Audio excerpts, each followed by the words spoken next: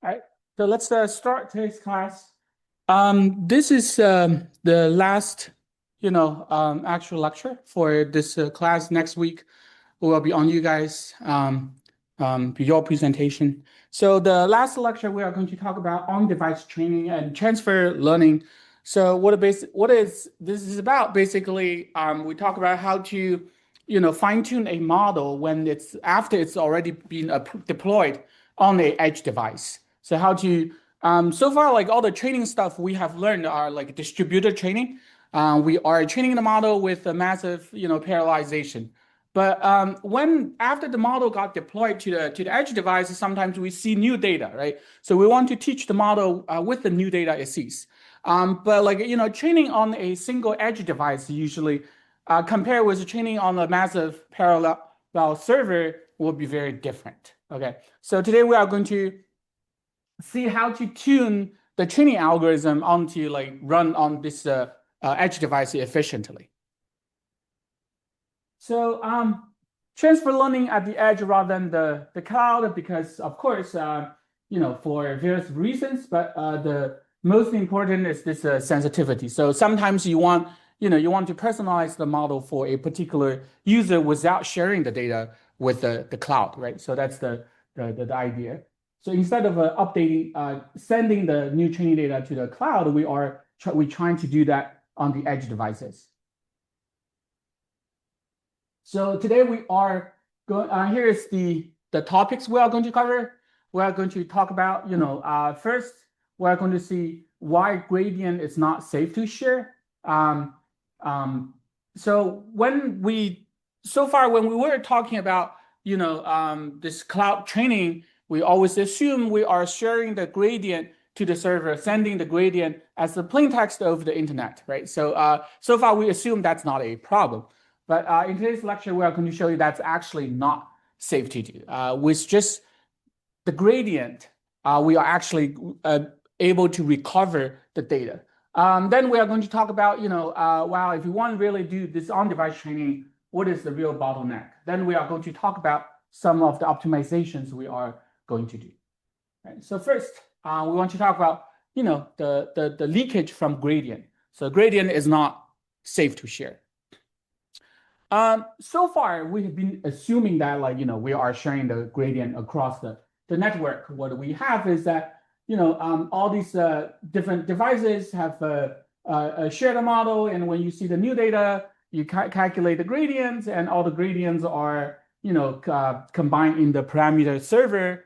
We're sending all these different gradients to the parameter server, and parameter server just average the gradient and updates the weight and redistribute the weight to the devices, right? So let's see what the problem is. So this the whole process. So from the appearance, the user data was never, the data itself was never sent over to the server, right? It looks like it's safe.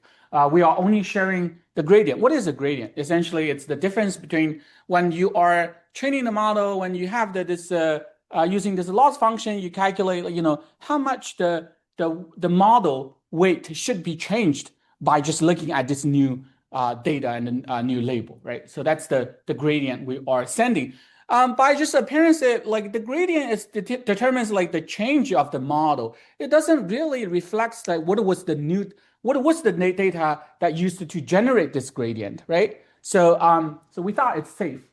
Actually, it's not. So this is how we traditionally do this. We derive the gradient from the model and train the data. And in this traditional training scheme, the gradient was sending in the public data public network. Okay. So there are actually there have been quite a few attacks trying to attack the gradient. These are some of the early works. So this gradient inversion. So they can do this so-called like a membership inference. So what the goal of this attack is that like given the gradient, it is possible to find whether a data point belongs to the batch. Okay, by just looking at the gradient, I can tell if this data point belongs to this training batch or not. Okay, so which is not really like guessing the actual data, but kind of like if it's kind of a weak version of attacking, right? If I have a data and I have a batch, I can, well, if I have a data point and the gradient, I can tell if this data point belongs to the batch just generated this gradient. If you don't have a instance, like you kind of need to guess many instances to see if that belongs to the batch, right? So, but it's still like some leaking of the information. So property inference, on the other hand, it's trying to see, well, given the gradients, is it possible to find whether a data point with a certain property is in the batch? Okay, for example, I can not like a certain data point, but I can see if let's say like a bunch of cats, but I can see like if there is the cats with like a yellow furs belongs to this set or not, right? So this is kind of a property inference. Or if you are training, I can see like, if there's a certain car was in this training data set. So with this kind of a property inference, you can start to guess more about what was the data that used, but still not quite like as what is the actual data used to generate this gradient, right? So see the different levels of attack. The holy grail, the real thing that we really want is that, well, by just looking at the gradient, is it possible just to actually revert to the actual image that used to train this data? The answer is yes. So we can actually obtain the raw training data from the gradient, not just the property, not just a certain data point, but the actual data. So let's see how that works.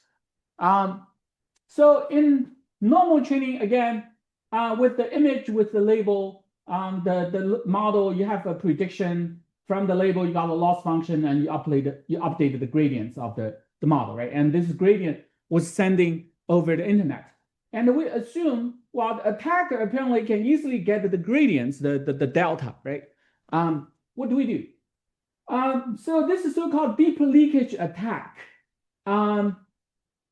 It's really, really interesting work. So by just looking, the goal is that by just looking at the gradient, the change, the delta, we're trying to totally recover what was the image that used to generate this gradient, which is quite amazing if you think about it. Okay, and let's see how does this work? Does that? What it does is that, well, if I have the gradient, I intercept the gradient of the network. What I'm going to do is that for the same model, I'm going to give a dummy input. Okay, and just like a random noise feed to the network. And I'm also going to give a dummy label. It's a random label. Okay, random input, random label. It's pure random. Okay, I don't need any knowledge about the image. And apparently, this dummy data giving to the model, you are going to have a dummy prediction, right? And this dummy prediction going to have a loss function with the dummy label, right? So far, like everything is like noise, okay? And apparently we are going to have a gradient. It's just random gradient, okay? So what the attack does here is that it's calculating the mean square error between these two gradients. So a L2 norm, okay? So basically it's trying to calculate the mean square error between these two gradients. Initially, because everything is random, the input is random, the label is random, this gradient is random, so the error is going to be big, right?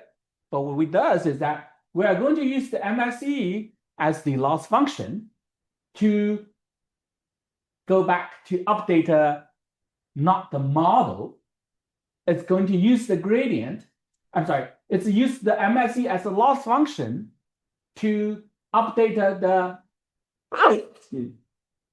input as well as the label. So when you are doing the back propagation, we can treat it, basically we can treat the input and the label as the variable to update instead of the weight. Does that make sense? Does that make sense?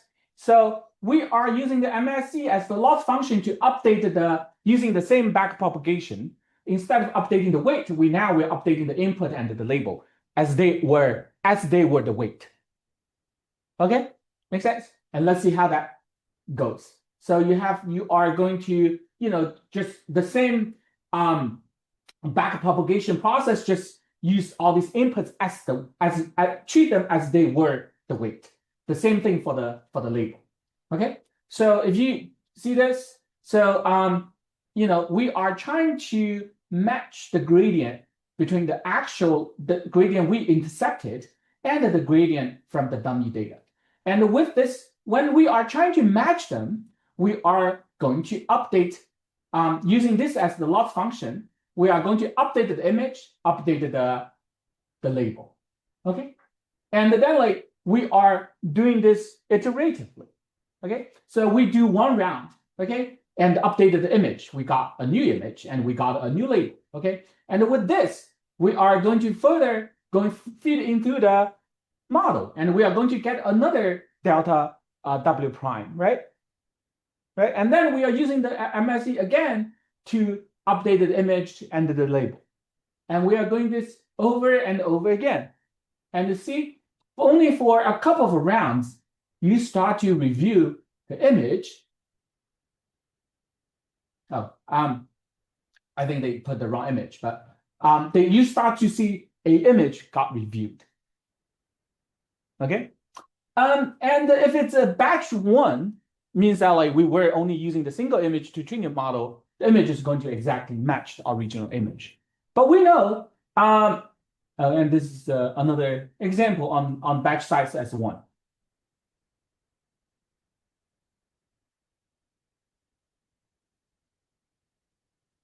Okay, so I'll show you one more time.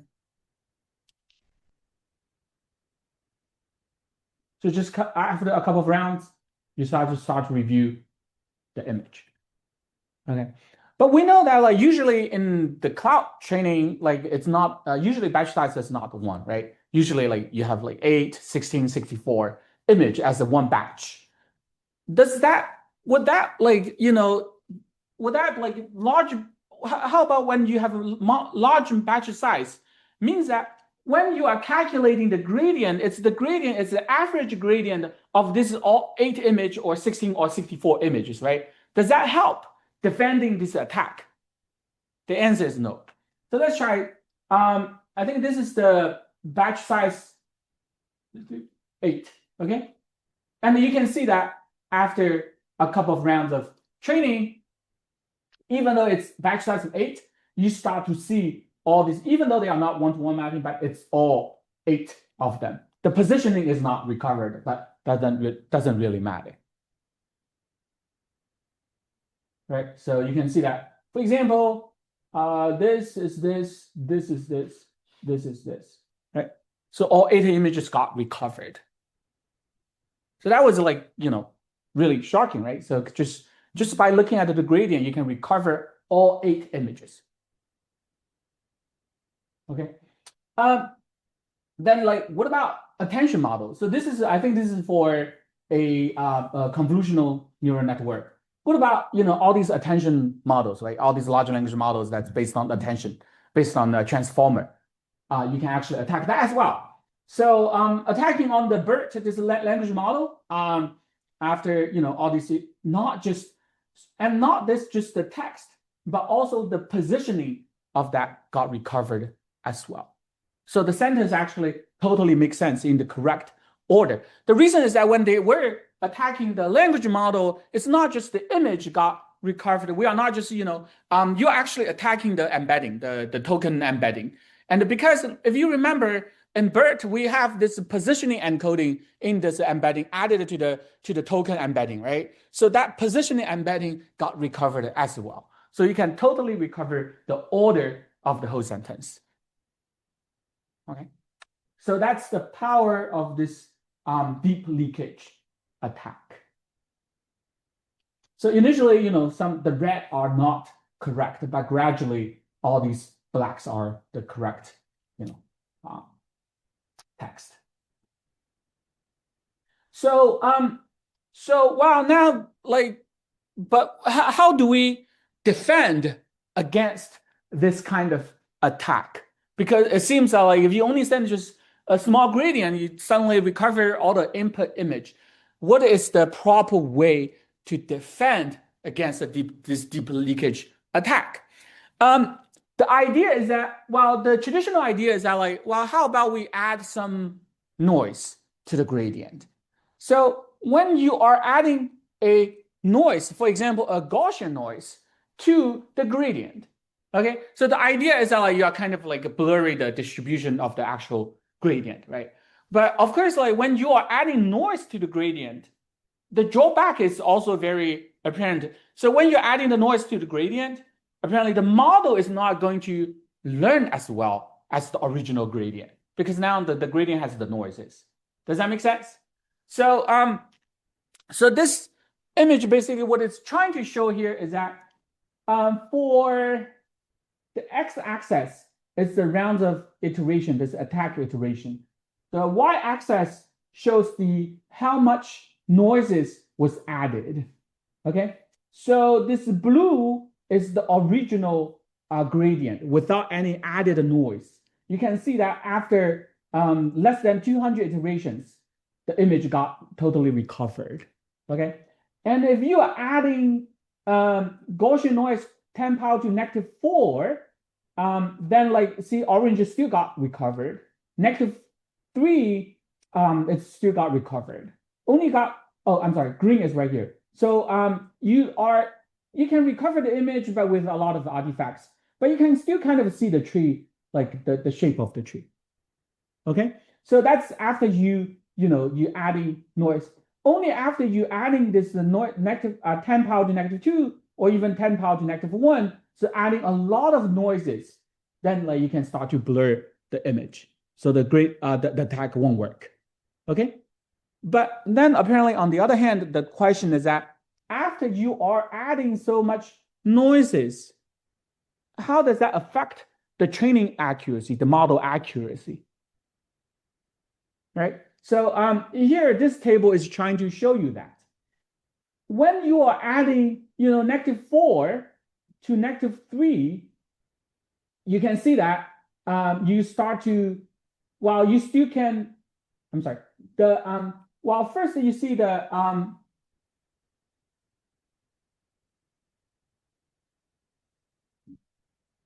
when you are adding the -4 and the -3, you cannot defend against it, but the accuracy was preserved. Okay, but when you are start to add more and more noises, -2, -1, you can see the accuracy drop from 76 to 45, or even to less than 1%. Okay, so you can defend the attack, but the accuracy, you are seeing a significant accuracy drop. Does that make sense? So this is a Gaussian noise. This is a Laplacian Gauss noise. So same thing. So if you're adding less noise, you can preserve the accuracy, but you cannot defend it. Once after you're adding more noises, you can defend the attack. The accuracy suffer from a significant drop. Okay, so that's the tricky part.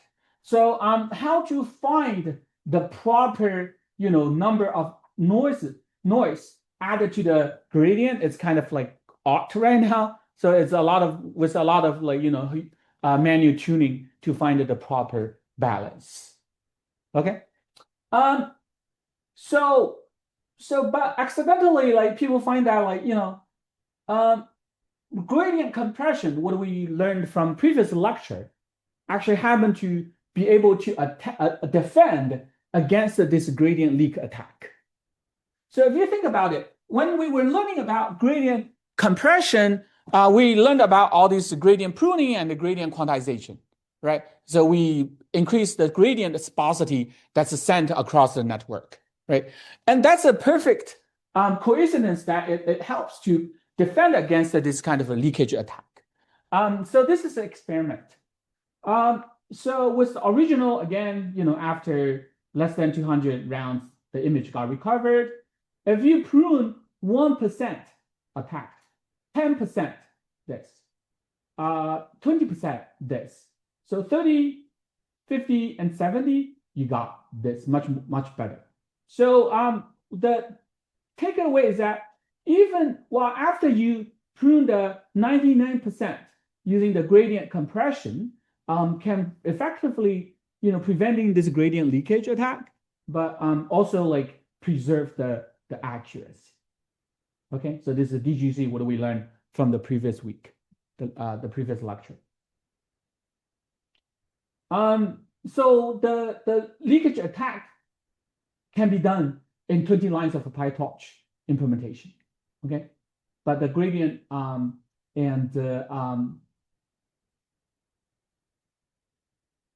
so far I hope like convince you that by sharing the gradient, it's not safe to share just the gradient across the network.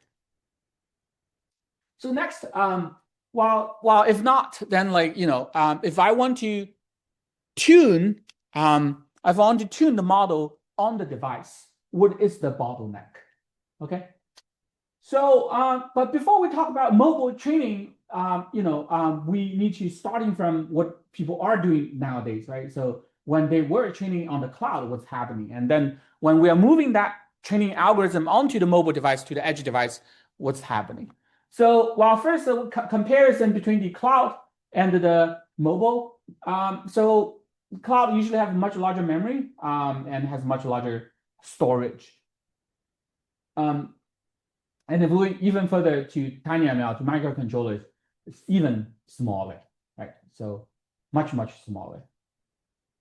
So we need to reduce both the weight as well as the activation to fit DNN for on-device training. So what is it? So this is for MobileNet V2. This is the inference memory footprint. This is the training. So the training memory footprint, well, is much larger than the inference. Okay, and the Raspberry Pi, that's how much memory it has. The microcontroller is even smaller, right? So neither of them can fit the training for MobileNet V2. So the question is why this training memory is so much larger than the inference. So what is the overhead of the training? So if we if you just refresh your memory about this training process, when we are doing the forward, we're just doing forward the propagation, right? So this activation equals to activation times weight plus the bias, right? But when you are doing the back propagation, every time where you are calculating the gradient, you actually needed the activation from the forward pass. What that means is that when you're doing the training, you need to remember all the activations in the forward pass. You need to save all the activations so that during the training back propagation, you can calculate the gradient. Does that make sense? Whereas in the inference, if you have the AI plus 1, you can just ignore it. You can discard the AI and that's it, right? When the inference, you just need to move forward. But in the back propagation, you need to remember all these activations to calculate the gradient for every layer. Does that make sense? Because if you don't remember, you can't calculate the gradient. Okay. So and even worse, the activation grows linearly with the batch size. Okay. And so even with the batch size of 1, activation are beyond the memory limits of many edge devices. So the key bottleneck is that we need to remember all the activations so that we can calculate the gradient. So this is for ResNet 50. So this is a comparison between these ResNet 50, the parameter, the weight, and the actual activation. So in the training, we need to remember all the activations so we can go back. Okay.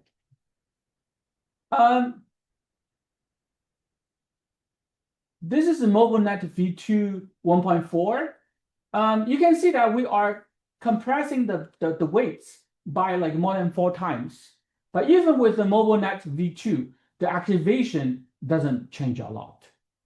Okay, because we need to remember all the activations. What is this? Oh, so this one basically saying, well, since it's so expensive to remember the whole activation to tune the whole model, what about we're trying to be smart? What about we are not fully fine-tune the whole network? We only tune the last classifier, the only fully connected layer, the last fully connected layer, right? How does that? It's efficient, but the accuracy, you can see a significant drop from like 80 something to 50 something. Okay, so the only tune the last layer won't help, even though it's very efficient. What about the batch normalization? So we tune the batch normalization layer plus the last layer. Okay, so still like we are significantly reducing, we're significantly reducing the parameters that need to be trained, whereas like we need to significantly reduce the number of activations we need to remember, right? But and that also does help to bring the recovered accuracy to 70 something over here. So just the batch normalization layer and the last layer, okay? But still like there's a gap, right?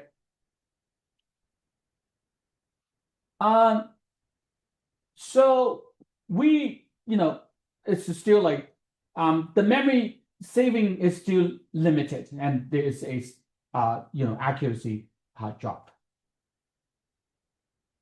So therefore, like let's to see how this tiny transfer learning or tiny on-device learning is trying to address this problem. So the idea is that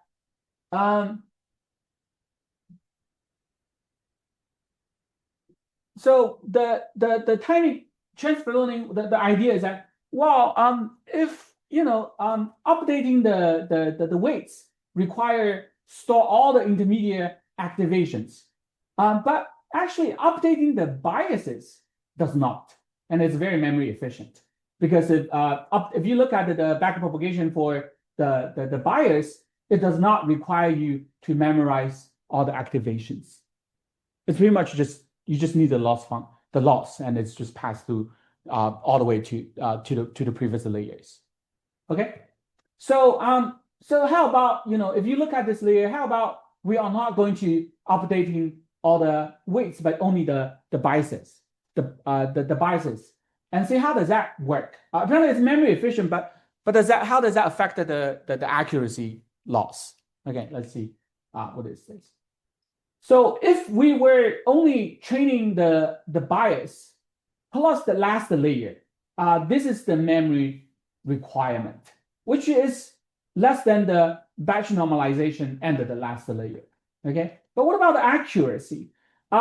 You are going to see, it's recover some of the accuracy, but it's 16.3% of accuracy loss. It's the loss is larger than the batch normalization plus the last, right? So so see all these different trade-offs. So that's still not good.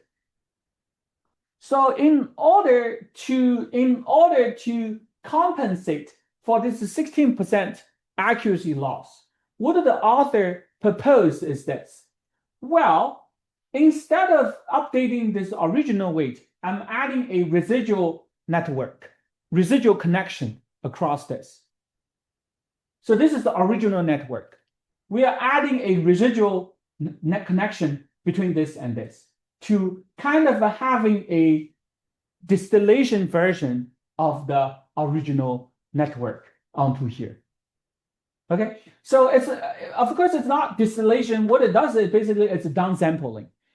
It's downsampling, all these feature maps over here, and you're having its own, light version of connection. This is a convolution, one times one convolution, and upsampling to this.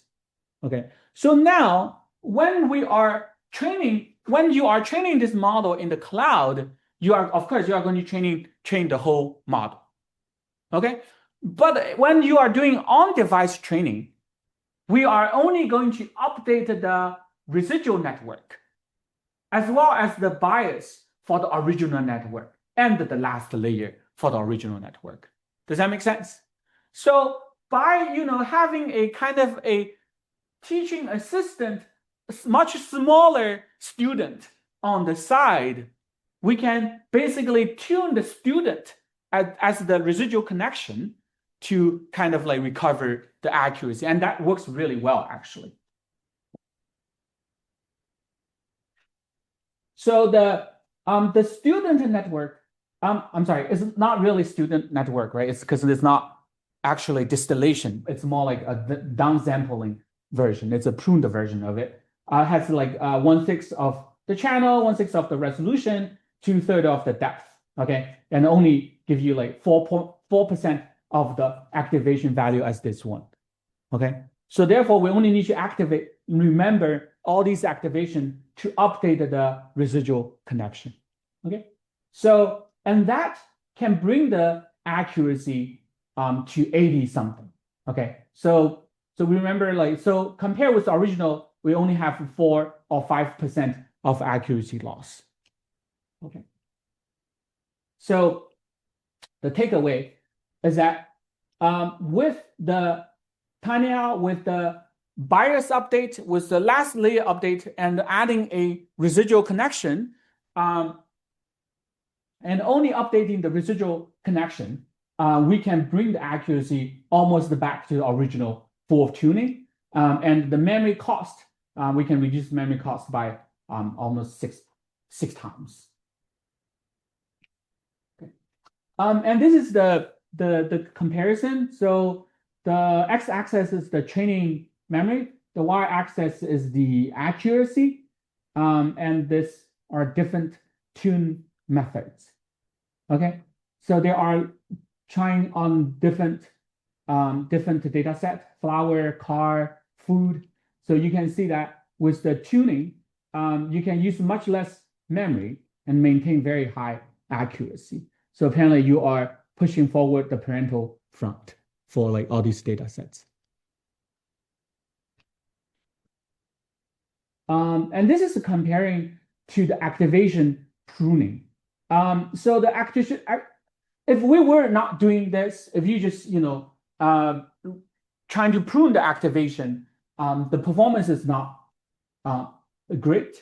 So if you look at the activation pruning for ResNet 50 and the MobileNet V2, you can see the red one always use less memory, give you higher accuracy.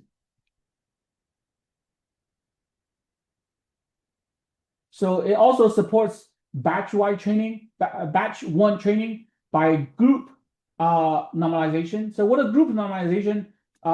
Because you only have, well, when you have multiple batches, you can do batch normalization, right? But when you have batch size equals to 1, which is only one image. So what the group normalization is, basically, it's dividing the channels in that image as different groups. And doing, for example, if you have, let's say you have 16 channels, then you are dividing. And then you are dividing, for example, to 4 groups, and then using that channels as different groups to do the normalization. So together with the light residual model, reduces the training memory cost to 16 megabytes and fits to a L3 cache. Okay, enabling fitting the training processing into cache, much more energy efficient than training on the DRAM. So that's tiny learning, tiny transfer learning. So the takeaway is that we only updated the bias. We only updated the last layer, and we also adding a residual connection, and we only updating the residual connection. And the residual connection usually only has 4% of the original activation value. Okay, and that can maintain the accuracy. All right, so next, sparse backpropagation is another work trying to do this.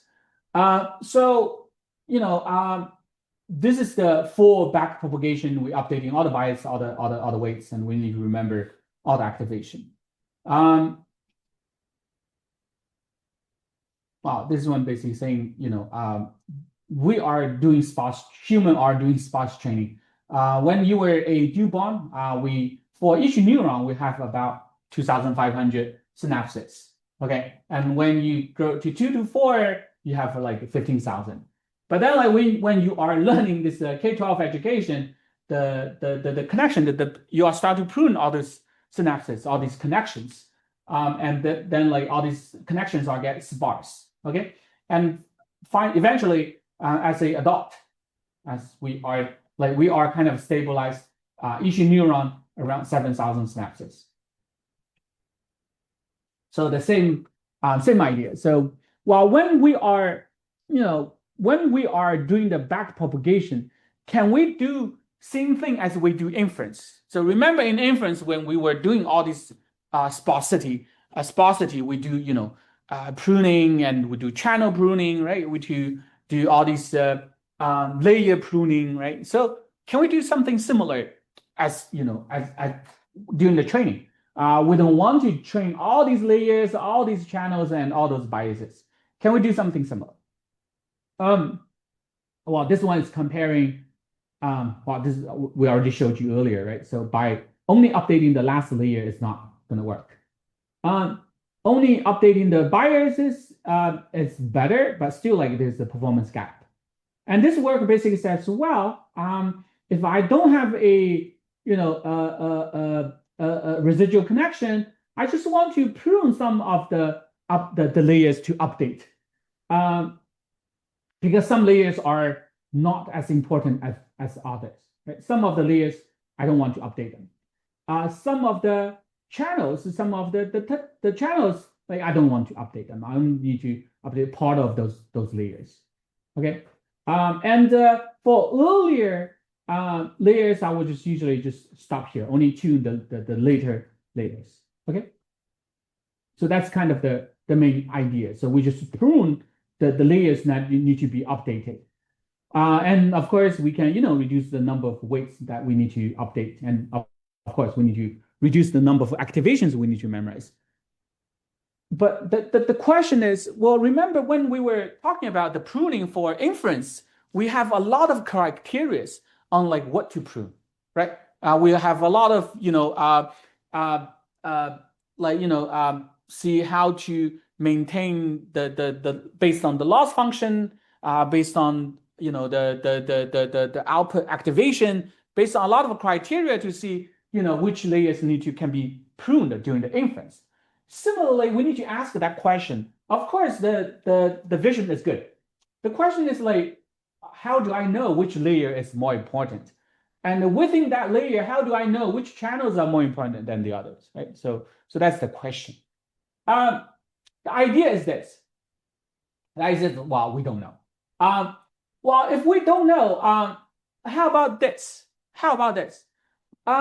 I'm going to be, too exhaustive. I'm going to freeze all these layers and only updating one layer. So for example, I'm freezing all layer and only updating the last but one layer. Okay, and see how much that training affects the final accuracy. Okay, and then I freeze everything and only updating that layer. And see how much that changes the final accuracy as a way to tell how important that layer is to the final accuracy. Does that make sense? That's a quite intuitive way to see, to show, to find out how important a layer is to the accuracy, right? So, but then like the question, well, I'm going to need to do all these, training each particular individual layer to see how important that layer is. Okay.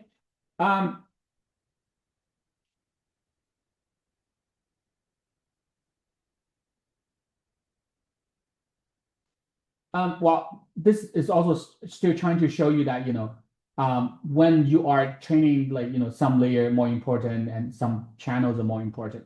The question is like, how do I know which layer is important, and how do I know which channel is important? Okay, so so we want to find out like which layer contributes to the actually accuracy improvement. Okay, so we fine tune only one layer at a time. Okay, and see how much accuracy actually it's changing. So if you look at the figure over here, the x-axis is the layer index. The y-axis is the accuracy change. Okay, so how to read this figure basically says, if I only updating, let's say layer 36, and then like the accuracy is going to improve by about, I don't know, 8%. Okay, but if I only updating this layer 20 something, the accuracy doesn't really, even like it reduces the accuracy a little bit. Okay, so in this way, we're kind of like using this figure to indicate like which layers are more important to boost the performance of the whole model. Okay, so we just each time we change one layer of it, finally got a figure like that. Okay, and this is the figure for for BERT. Same thing. We're just updating a certain layer, see how much accuracy it changes. Okay.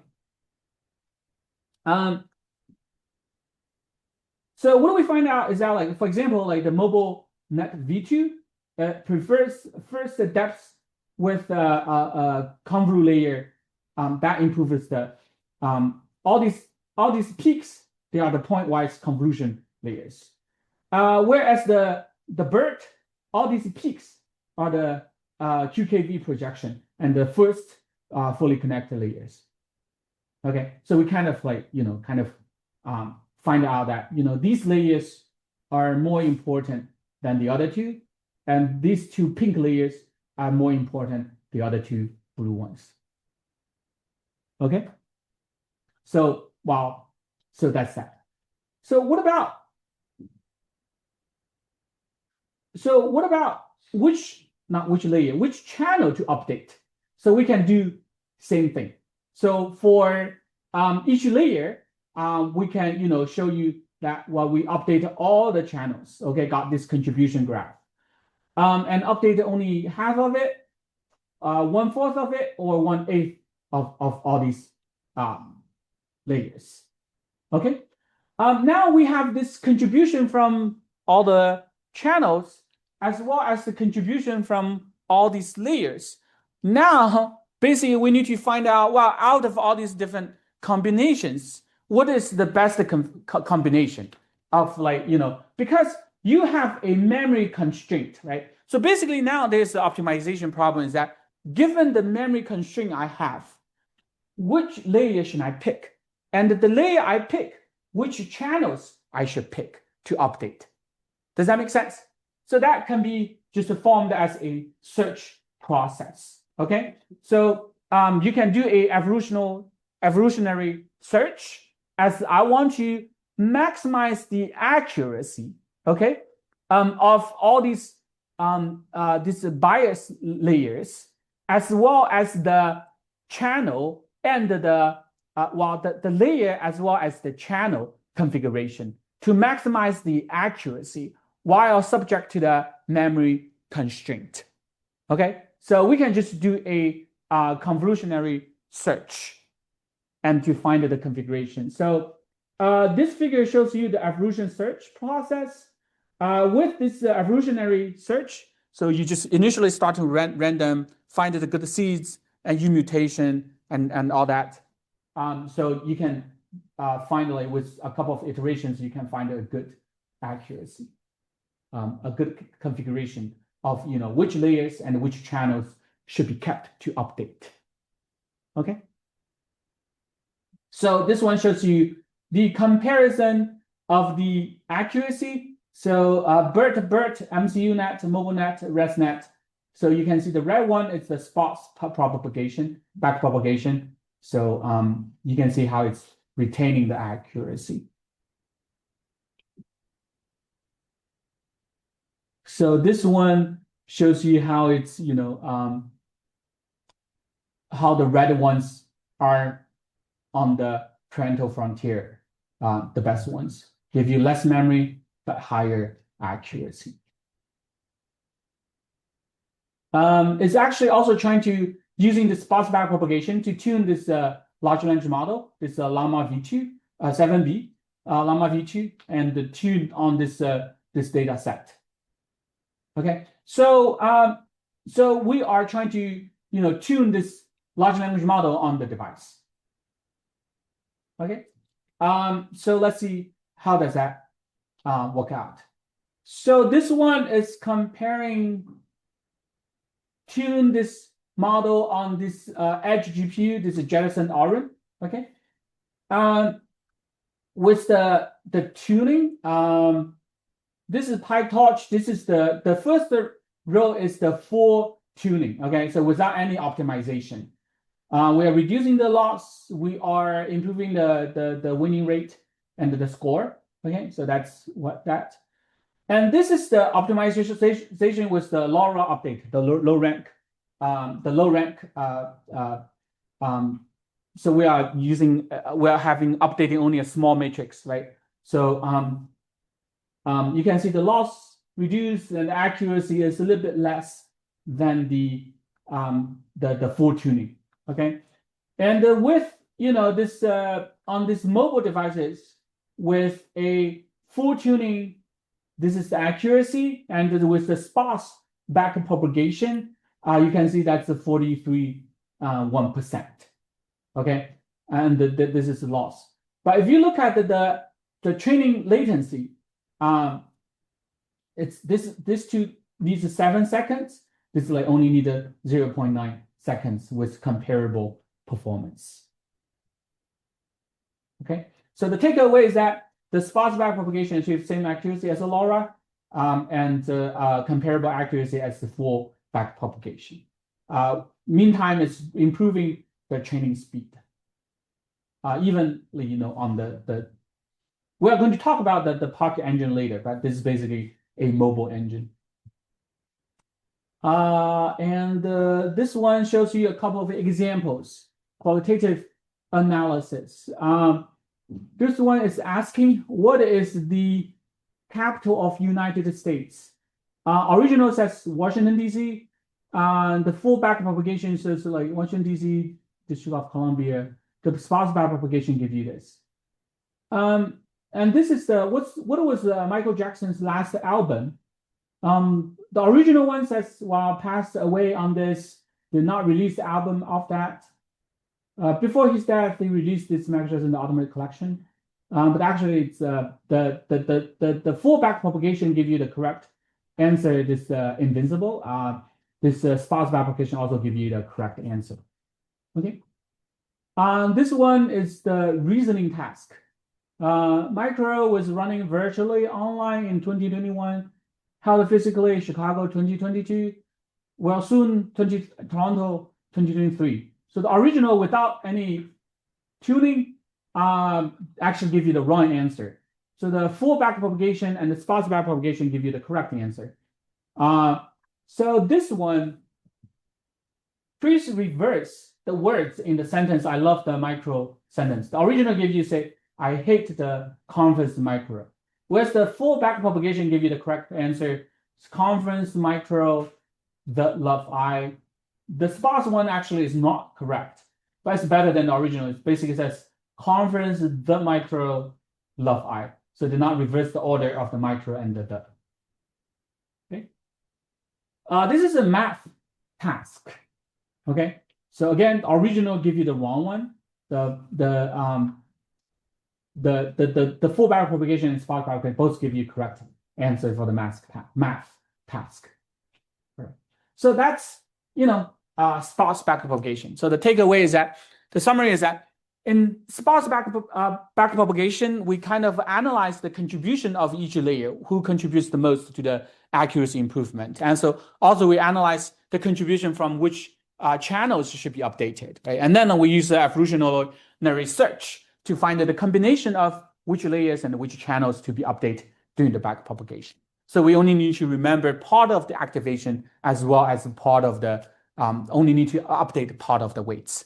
Okay, so that's the takeaway.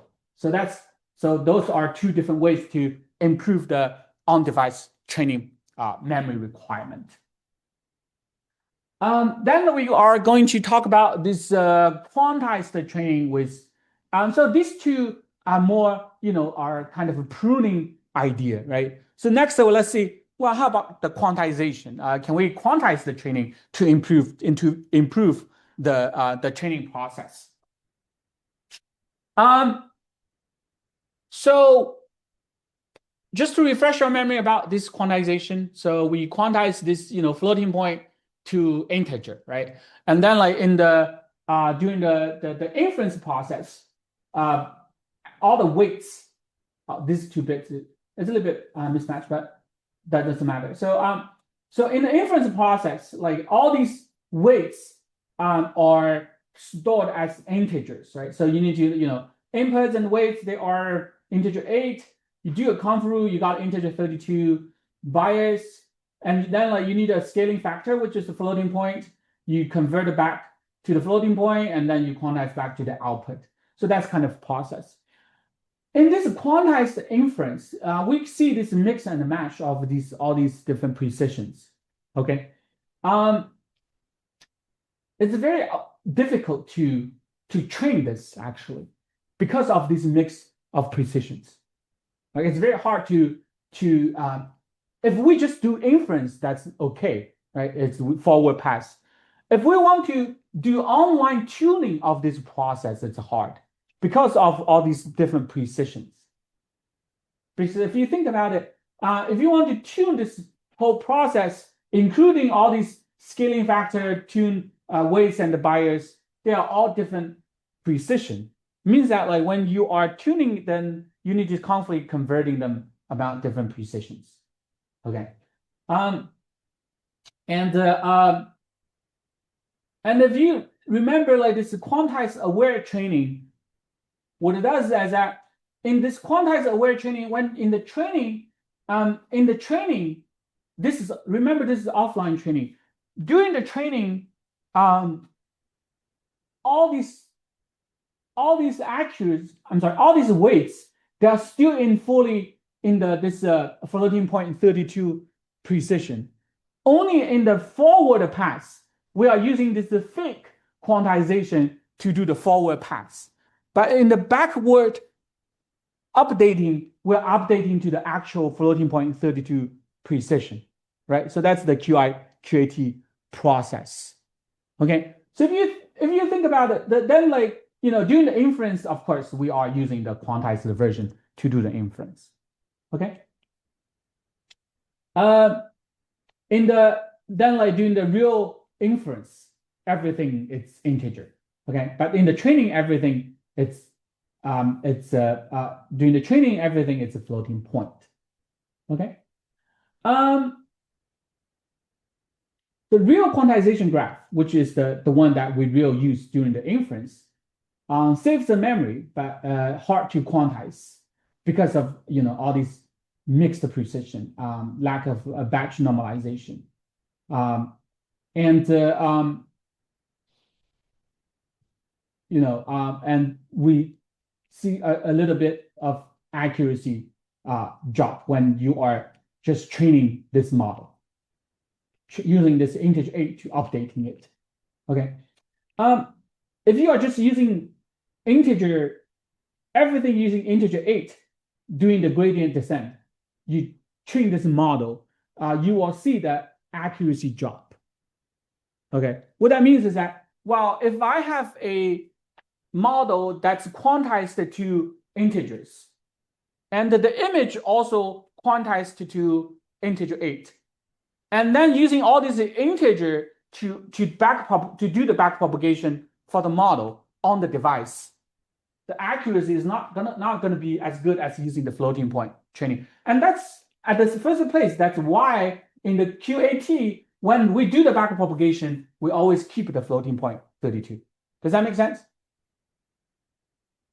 In the QAT, when we do the backpropagation, we accumulated all the gradients onto the original 32-bit accuracy. So here basically says, well, if we don't do that, if we just everything using integer 8 to do forward and the backward and the gradient, you see the accuracy drop. Okay, and that's not small, right? 10% of top 1 accuracy drop. Then of course, like we wonder why, right? Because it seems that it shouldn't be that big. So why is this 10% of loss if we just make everything integer 8? Okay, so why? So we did some analysis. So here the x-axis is the tensor index, all these different tensors. this y-axis is this weight divided by the gradient. The weight divided by the gradient. What is that? What does that mean? What does this weight divided by gradient mean? It means that how large weight is compared to the gradient, or how large the gradient is compared to the weight. Does that make sense? Okay, and let's see what does that give you? So if you look at the floating point 32, basically I keep everything 32. Okay, and you can see that during the back propagation, the weight divided by gradient, it's amount, the 0 to 5-ish. Okay, so means that the gradient or the weight is about that much larger than the gradient. Okay, but if you are looking at the integer 8, if we make everything integer 8 forward and backward, and if we look at the gradient, you suddenly see the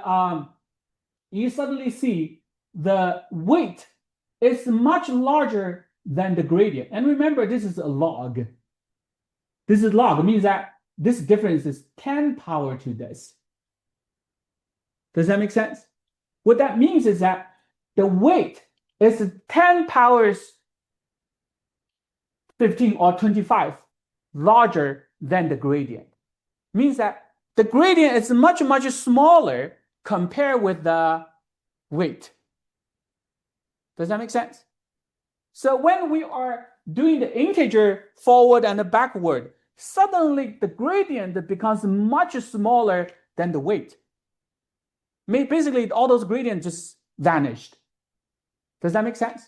Does that make sense? Whereas in the floating point, the difference between the weight and the gradient is not that big.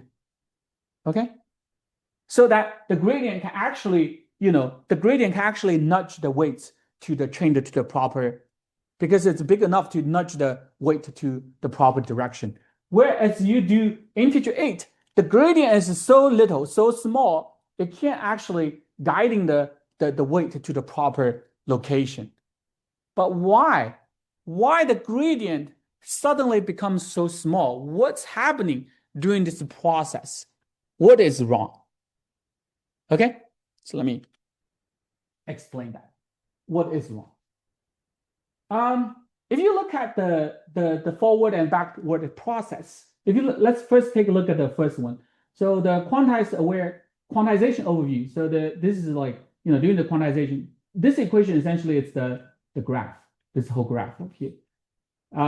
Y equals to cast to integer 8, the scaling factor. There's a weight, there's the x, this is the bias, right? So that's the quantization forward process. When we are doing the scaling, when we are trying to quantize it, this W bar is the quantized. This is the original weight. So basically, we are, when we quantize it, there's a scaling factor for the weight, right? And when we are scaling the gradient, of course, there's also a scaling factor for the weight. Because when you are doing the back propagation, the SW is going to be multiplied to the gradient. The scaling factor of the weight is going to be added multiplied to the gradient. So what's happening is that then when we are trying to calculate the weight ratio, quantize the weight and quantize the gradient, if you plug this into this equation, what we have is this original weight divided by the scaling factor, divided by scaling factor times the gradient of the weight. Okay? And then what that gives you is this. If you look at this, because you are using this divided by this, so equal to the scaling factor of the weight, -2 power to -2 times the original weight divided by the original G, original gradient. So what that means is that after you quantize the weight, the difference between the weight and the gradient need to times this scaling factor by 2 times. Okay? And because the scaling factor usually is much smaller than 1, okay? Therefore, because the scaling factor usually is much smaller than 1, and because this is power to negative 2, and this difference becomes much larger than the original one. So therefore, that's why the difference between the weight and the gradient for integer 8 is much larger than the weight and the gradient difference for the floating point 32. Okay, because we times this scaling factor power to negative power to 2. Does that make sense? Therefore, and if we find that the problem of this difference, apparently the fix basically is that we just times this, right? So we are going to rescale. Therefore, what we can do is that in the integer training, we are going to rescale this weight, okay? So that the gradient is going to be rescaled back, so that the gradient of the weight is going to be similar. Okay, so if you rescale that for the quantized gradient, you multiply this. This is for the bias. You also multiply this. While here, remember for the gradient calculation, you actually need to multiply the scaling factor for both the weight as well as the activation. Okay, so that's why that's. So if you bring the gradient back by multiply this SW power to negative 2, so the yellow one is the one that's basically now the weight and the gradient becomes about the same magnitude as the original floating point 32. Okay, so by doing this quantization aware scaling, so we are able to make the integer 8 training work. Okay, so without the quantization aware, you can see the training loss is very hard to converge, but with the scaling, it starts to converge. Okay, and we are able to bring the accuracy back, or even higher than the floating point gradient descent.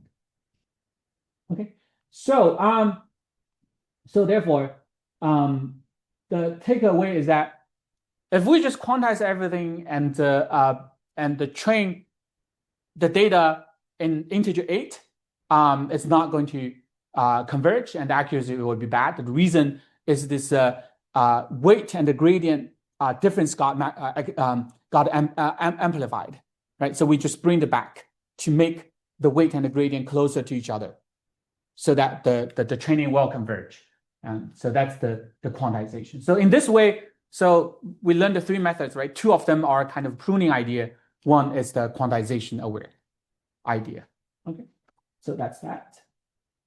So training is more expensive, and their ultimate goal is like by combining everything together. Can we train the model under 256 KB of memory? That's quite ambitious goal. So training is more expensive. Making it fit to IoT devices, it's very hard. So if you look at, well, we are going to talk about Pocket Engine later, but let's ignore this for now. But if you look at the quantization aware scaling, by doing the quantization, we can reduce the memory. By doing the sparse layer and the tensor, update the sparse backpropagation even further. By doing the operator reordering and some of these optimizations, we can shrink the training from all the way to from 52 megabytes all the way to under 256 kilobytes. That's 2,000 times of update. This one show you how they are doing this training under 256 kilobytes of memory. In this video, we show that we can perform tiny on-device training on a small OpenNV-CAN H7 microcontroller. We show different images on the computer display so that the OpenNV camera can pick up the image as the input. We first randomly initialize the classifier to predict person or no person, which is a binary classification problem from VWW dataset. The prediction result is shown in the top right corner of the device. The red line indicates there is a person, and the green line indicates no person. We first visualize the model's prediction on a small test set. As you can see, the results are quite random. The accuracy of the prediction is very low because the model is not trained. Now the testing is done. We then perform training with some data to improve the performance. The label for each sample is provided manually through the two buttons, red and green, on the microcontroller. The training is done on the microcontroller within the small memory budget and limited computing capability. As the training goes on, we can find that the accuracy is generally getting better. The training is now finished. After training, we test the model again on the original test set. Now you can get 100% accuracy, showing the effectiveness of the training.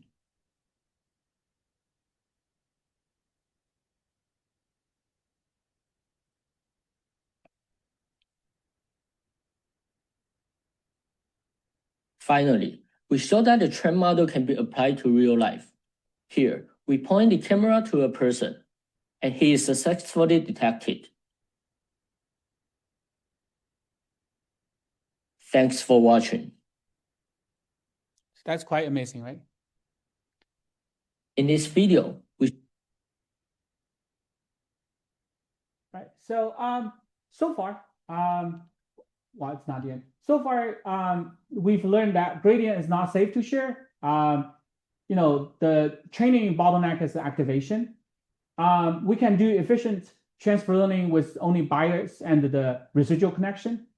We can do sparse backpropagation. We can do quantization, training a quantized model with the quantization aware scaling. And by combining everything together, we're able to achieve to train a model with only 256 kilobytes on a small microcontroller.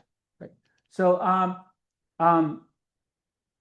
so let's take a short break. Let's come back at 7:20. So we are going to see how some of the system optimization to actually how do we implement all these techniques on the actual device, become a library.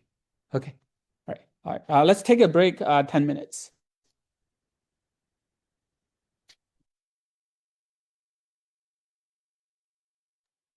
All right, welcome back.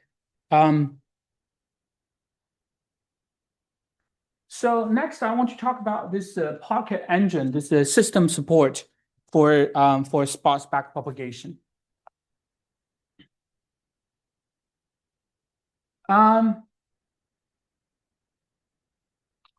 This one basically says, why we need to do the on-device training. So if we are, if we were only just, bring everything we are doing on the cloud to the edge, this is what's happening. So in the forward process, of course, we have this computation graph, right? So in the backward, we have this, using this AutoDiff to calculate all these the gradients, and we apply it and we update on the engine. So this is kind of a natural way of thinking about this, right? So and this, if you just look at the computation graph, there's nothing wrong with this. And this is what we are doing with this cloud training, okay? But when we are bringing this to sparse backpropagation for on-device training, this is going to be a problem. The reason is that the traditional training framework focuses on flexibility. What that means is that all these computation graph and when you are run this during the training process, there are a lot of graph optimization, try to speed it up. Those graph optimization is a back-end optimization, and which is kind of expensive. It itself is going to take extra memory overhead. Okay, and if we want to do that for like edge devices, those back-end optimization for graph is also going to require extra memory. Also, like if you as we discussed when we were doing the sparse backpropagation, a lot of the backpropagation we're only, for example, we're only training half of the depth, right? The second half, the earlier layers we're not updating them at all. For the second half of the layers, we are not updating every layer. We're only updating some of it. For all the layers, we're only updating, a certain number of channels. We are not updating the whole thing.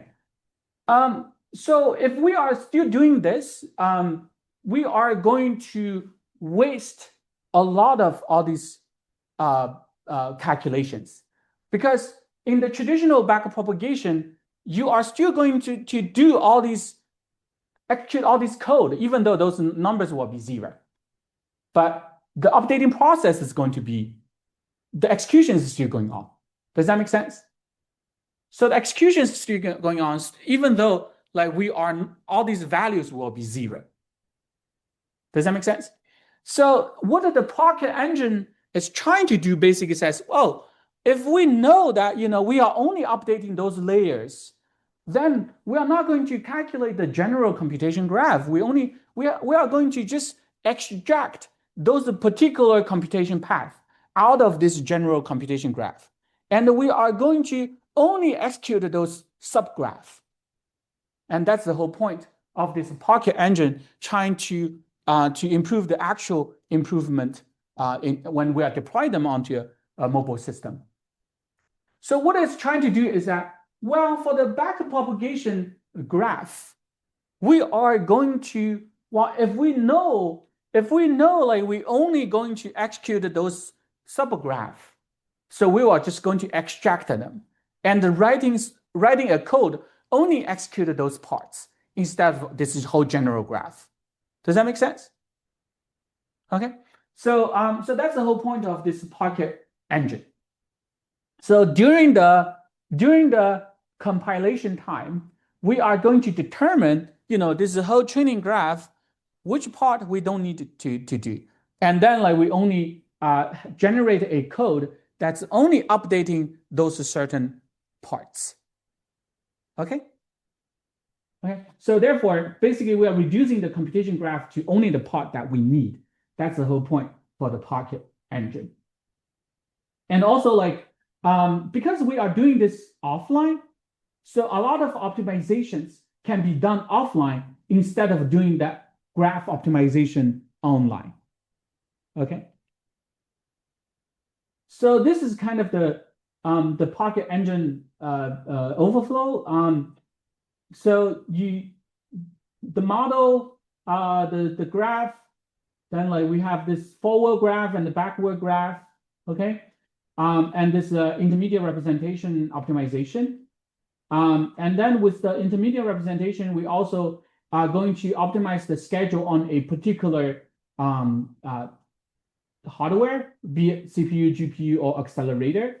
And finally, we only generated the code for this particular hardware with only the particular graph we needed. So we are essentially pruning this forward and the backward graph with that particular part and optimize it and schedule it, and only generating the executable code for that part of the training. Okay, so with that, we can significantly reduce the code needed for the whole training process. Okay, so it demos like more than 20% of speed up over the TensorFlow Lite.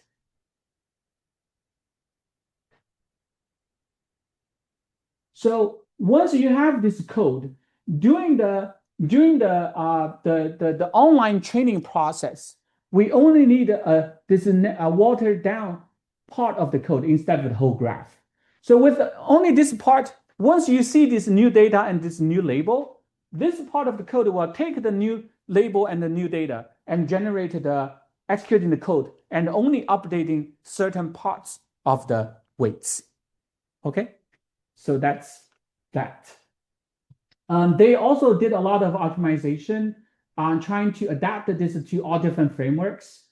They are trying to do this for convolutional network as well as transformers. They are trying to adapt it to PyTorch, TensorFlow, and JEX. the whole optimization is right here. So basically the graph pruning, the reordering, the scheduling basically, and the code generation. And then this code generation is going to be redirected onto for these all different processors.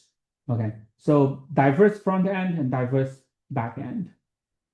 This one, the experiments shows what they did for Edge GPU.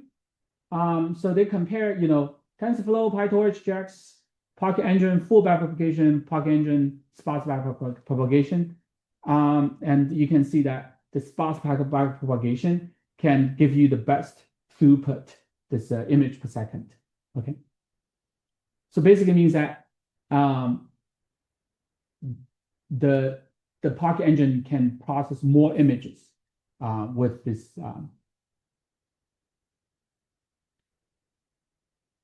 They also did this on ARM CPUs. Okay.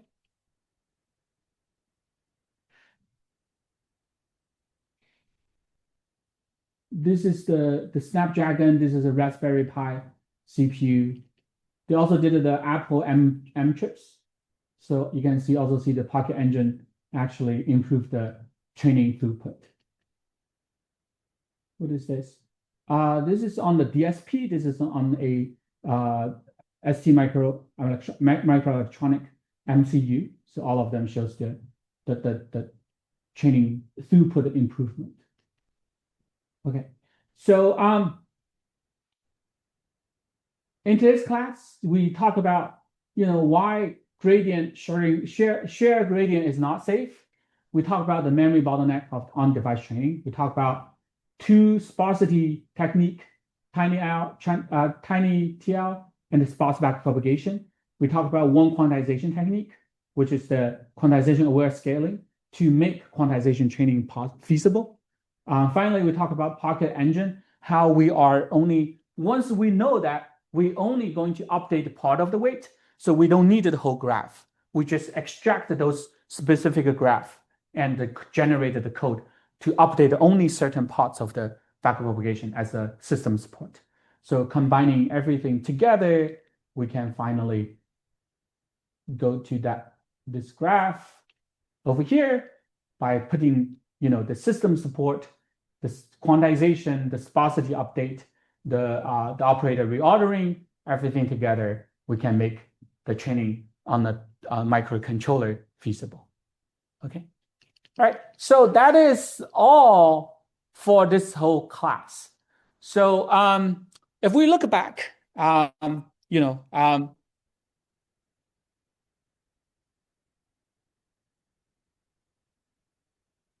so in this lecture, we started with, basic introduction of machine learning, deep learning. We talked about three